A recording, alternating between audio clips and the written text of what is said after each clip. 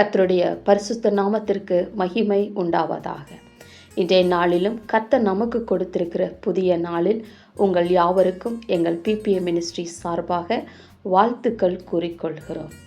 இன்றைய நாளின் வசனத்தை வாசிக்கலாம்.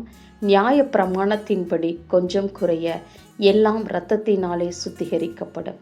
இரத்தம் சிந்துதல் இல்லாமல் பாவ மன்னிப்பு உண்டாகாது. எபிரேயர் 9:22 வாசிக்கிறோம்.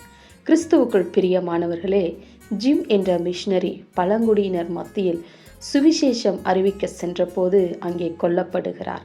இதை அறிந்த அவர் மனைவி எலிசபெத் கொலைக்காரர்களுக்கு மன்னிப்பு கொடுத்து அவர்கள் மத்தியில் வாழ்ந்து சுவிசேஷம் அறிவிக்கிறார். இதனின் விளைவு அந்த பழங்குடியினர் மத்தியில் மாற்றம் உண்டாகிறது. அநேகர் கிறிஸ்துவை ஏற்றுக்கொண்டனர். ஒரு சபையும் அங்கே நிறுவப்பட்டது.